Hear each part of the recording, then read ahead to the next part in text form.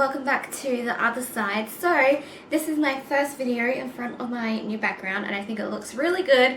Even though my camera is broken and I can't see it, I have managed to set up on my phone that there's this app that you can get when you have a Nikon camera. It's called Nikon SnapBridge is the name of the app, and it's free, and you can connect your phone to your camera and you can use remote photography, so you can see what you're seeing, like, well, what your camera is shooting on your phone. So that's like the way I know what it looks like, because I can see it on my phone. Unfortunately, I can't like press record on my phone and it will record for me, but you can do it with photos, but just not videos, but that's okay. Even though my camera is still broken, it still like works, it still takes photos and videos, just the screen doesn't work, so it still works, so that's why I'm using it today. So yeah, I am lucky enough that I've got the SnapBridge thing, so I can see if the background looks good, and I can see what I'm filming. So yeah, that's the way that I am like filming today.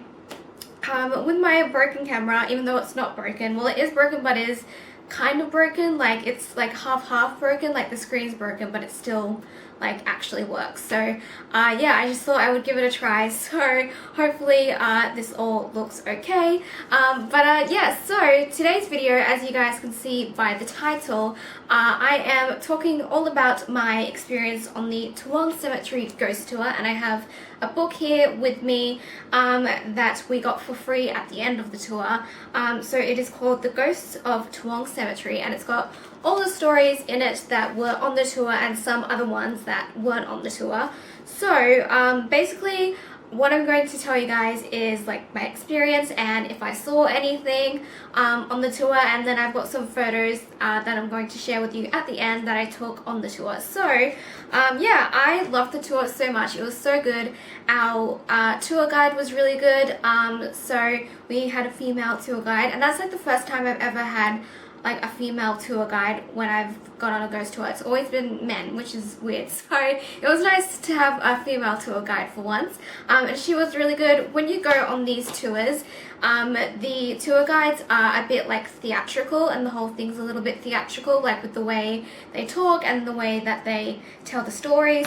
So yeah, if you haven't gone on one of these tours yet, just and if you are, just be prepared for that they are like a bit theatrical, but I love it. I love all that theatrical stuff, so it was really good, and our tour guide was great. She was really good and really good at telling the stories.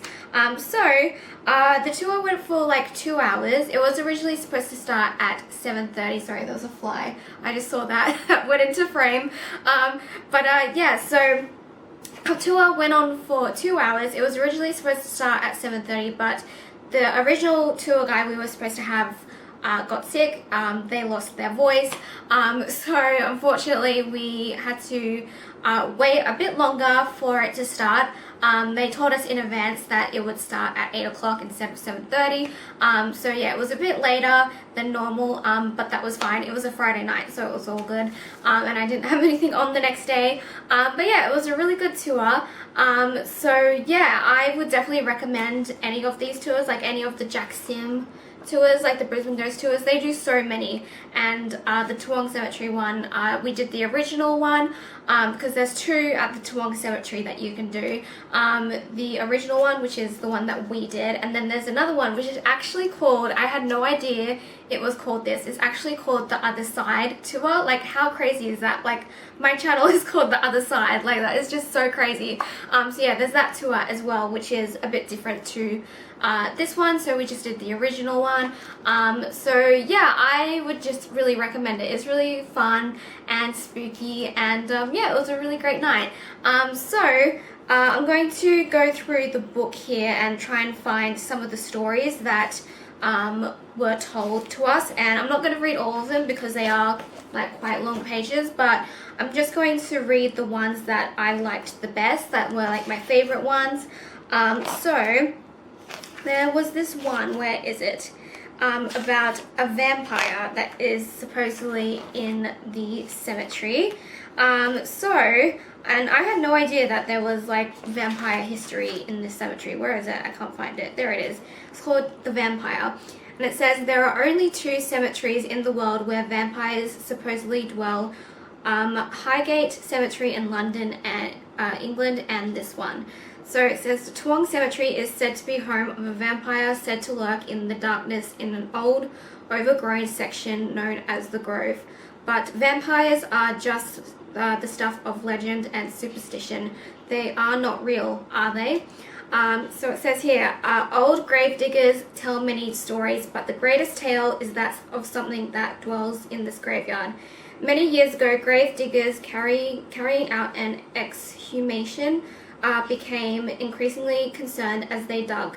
An exhumation is the disinterment of a corpse from its resting place, usually for an autopsy to determine the cause of death. The grave appeared to have been disturbed. The soil was soft and crumbly like it had recently been dug, yet this grave was quite old. When they reached the coffin, it was in perfect condition. Not even the varnish finish of its surface was scratched. Then the lid was examined. The nails had been driven out from the inside.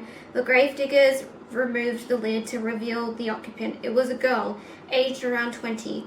She too was in perfect state of preservation. Despite being buried for many years, there was not a mark upon her flesh.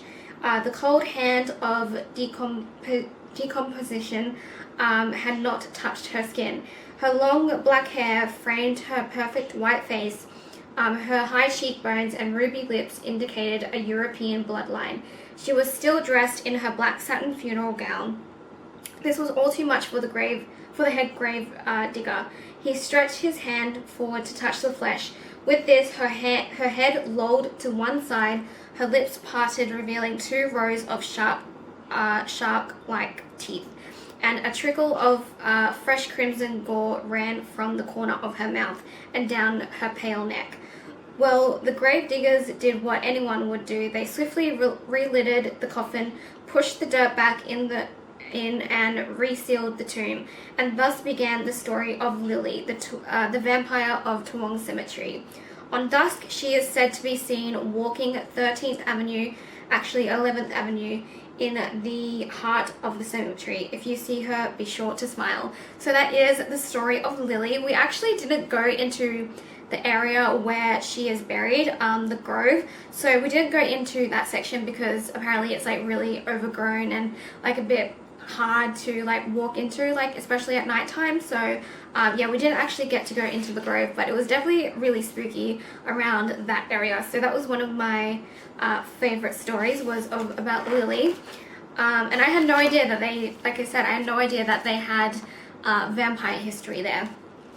Alright, so the next one is about the angel. So it says here, in the 20th century, death died.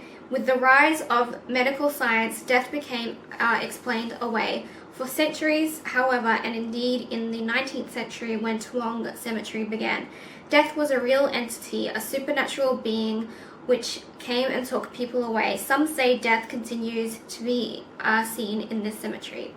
During the Great Depression, youngsters sought food in the grounds of Toowong Cemetery, food left as offerings to loved ones on graves. Mothers brought treats for their lost babies, wives brought their husbands' favorite meals, children brought their grandfathers fruit and lollies. Children would pinch these offerings for their families. Dressed in, oh sorry, I skipped a section. At the intersection of 2 roads, 12th and 13th Avenues, a crossroads in the dead center of the cemetery. The kids swore they saw something sinister high on the hill amongst the graves. Dressed in a black hooded robe, tall and thin, a frightening figure slowly descended the slope, gliding through the graves. The rustle of the grass could be heard beneath it as it moved.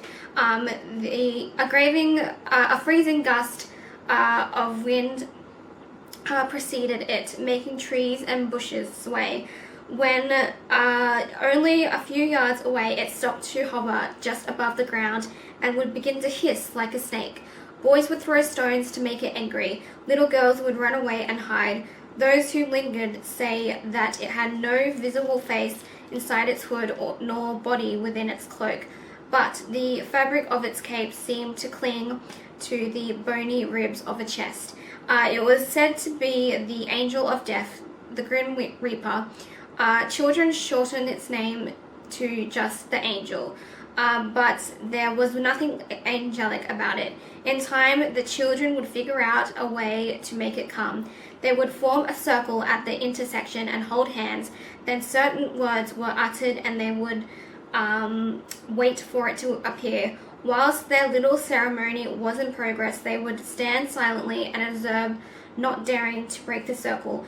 Anyone who broke the circle would risk it appearing at the foot of their bed to take them in their sleep. One of the children's cousins that broke the circle was thrown from a horse a week later, his neck broken. Since then, the locals have told of seeing black-robed figures slowly descending the slopes of the higher parts of the grounds, and during ghost tours, people swear they have seen it too. Ultimately, we will all see the angels ourselves. So I really liked this section of the tour because we actually got to do the ritual that the children did back then. We actually got to do it. We stood in a circle and said the words of the ritual. I totally forget what the words were of the ritual, but we stood in a circle, closed our eyes, hoping to see the angel, and it was so freaky because you were just standing in a cemetery at night and you had your eyes closed waiting to see this angel, and it was such a creepy feeling, but it was really cool, and I really loved that part of the tour. And they said that if we didn't want to do the ritual, we could opt out, but I was like, hell no, I want to do this. I want to see this angel. This is so cool and creepy, and I just loved that part of the tour. It was really good. It was definitely my favorite part of the tour, was doing the ritual to see the angel. It was so cool, but unfortunately we didn't see the angel, but it was just so cool. Sorry that there's a fly buzzing around, by the way. I don't know how it got in here.